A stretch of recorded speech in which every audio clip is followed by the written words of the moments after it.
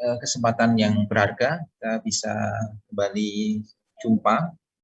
Yang beberapa kali kita melalui online, bisa jumpa, walaupun sebagian kawan-kawan tidak bisa hadir di kelas ya, pengaturan jadwal barangkali, kita bisa bertemu kembali untuk melanjutkan materi dasar keseling ataupun di kurikulum baru kesehatan lingkungan dasar. Gambarannya seperti itu, merupakan bagian dari penting untuk kompetensi, salah satu kompetensi walaupun dapatnya pengantar, tapi sebenarnya aplikasi-aplikasi yang lain dari dasar keseling ini bisa dikembangkan dalam pembelajaran mandiri maupun dengan diskusi ya, kalau ada ketertarikan di bidang-bidang tertentu yang bisa nanti dikembangkan dalam sebuah kajian yang lebih mendalam.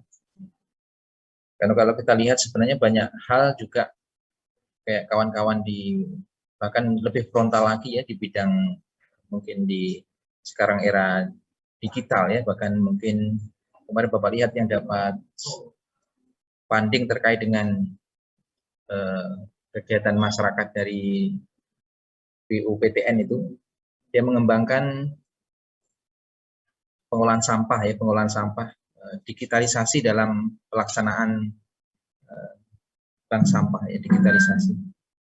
Nggak terlalu dengar kan? Atau terlalu siang, jadi terima kasih atas support perbesaran suaranya. Atau biasanya nanti pelan-pelan tapi lama-lama tambah keras. Ya. Jadi sekarang ini khususnya kesehatan lingkungan ya, menjadi familiar dengan segenap aspek yang secara tidak langsung, walaupun aspeknya tidak berhubungan langsung dengan kesehatan masyarakat atau kesehatan lingkungan itu sendiri sudah teraplikasi. Hari-hari mestinya kita juga tadi Bapak contohkan tadi ya, satu pengumuman Sitlatmas Dikti yang Bapak lihat ada mungkin dari FTCOM atau maaf sekarang Fakultas Teknik ya, yang mengembangkan kaitan dengan digitalisasi akses kepada bank sampah dalam pengolahan di Geraha Indah, mungkin kaitan dengan juga kedekatan dengan TPA ya, tempat penampungan air sampah.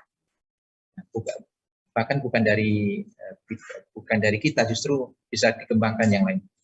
Kemarin juga kaitan dengan misalnya kawan-kawan di hukum ya, di Fakultas Hukum juga banyak ranah kaitan dengan hukum lingkungan, kaitan dengan aspek-aspek potensi-potensi perundangan yang berkaitan dengan hukum. Padahal juga menarik kalau kajian itu sebenarnya juga dikembangkan di kesehatan masyarakat, khususnya singgungannya dengan kebijakan kesehatan.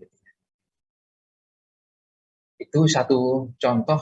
Kemudian yang familiar yang lain yang mungkin kita juga sempat akses begitu ya, misalnya kalau kita ada promosi misalnya media semacam MOOC untuk menyaring air ya, produk dari United States atau dari Jerman misalnya, yang bisa memfilter ya, ataupun menambah komponen ion di dalam air itu. Sebenarnya juga kaidah-kaidah seperti itu juga bagian daripada kesehatan lingkungan yang sudah familiar dikembangkan di berbagai sektor akses. Bahkan bisa lintas, kalau sampaikan tadi bisa lintas sektoral. Terlebih-lebih kaitan dengan kelanjutan materi kita terkait dengan AMDAL begitu ya. Di aspek AMDAL itu banyak tim yang terlibat. Salah satunya adalah aspek Kesmas yang semestinya memang menjadi kompetensi bukan hanya fokus di keselingnya, tapi kajian Kesmas di sini adalah karena masuknya di ranah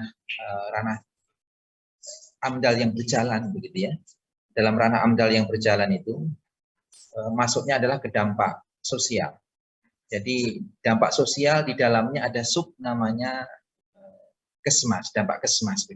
Walaupun sebenarnya kalau hati nurani kita misalnya yang Bapak condong mendalami di bidang keseling, kok sedemikian ya, karena berangkatnya memang dari memahami bahwa kondisi AMDAL itu kajian lingkungan secara luas, mengakses juga bukan hanya potensi hazard yang bermakna kaitan dengan potensi potensi perlindungan community kepada potensi hazard yang menimbulkan potensi morbiditas dan mortalitas, potensi risiko kepada penyakit ataupun menimbulkan potensi angka kematian. Tetapi di situ lebih beraspek pada aspek lebih general gitu ya. Makanya di situ juga berperan orang-orang teman-teman di biologi yang mengkaji mungkin kaitan dengan flora fauna. Walaupun sebenarnya kalau dilihat ujungnya, ya, ujungnya dari aspek pembangunan, kalau kita lihat bahwa tujuan AMDAL adalah untuk sebagai skala prevensi, ya, upaya prevensi untuk mengendalikan dampak dalam tanda kutip beraneka dampak, gitu ya. Walaupun sebenarnya semua ujungnya itu kalau kita lihat adalah ujung dari aspek pembangunan. Apa tujuan pembangunan yang utama di endingnya? Ada yang meningkatkan pendapatan per kapita, tapi ujung maksud daripada pembangunan apa? Kalau dalam ranah general, apa tujuan pembangunan itu?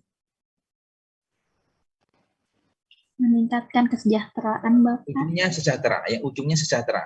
Apa indikator sejahtera? Indikator sejahtera tentunya kalau ujungnya seluruh pembangunan, ya, kita tidak hanya nyentuh kaitan dengan kesehatan, seluruh pembangunan pada aspek kesejahteraan. Sedangkan indikator kesejahteraan mungkin dalam physically, ya, dalam kondisi fisik, bentuk fisik yang paling berharga mungkin bagi manusia apa?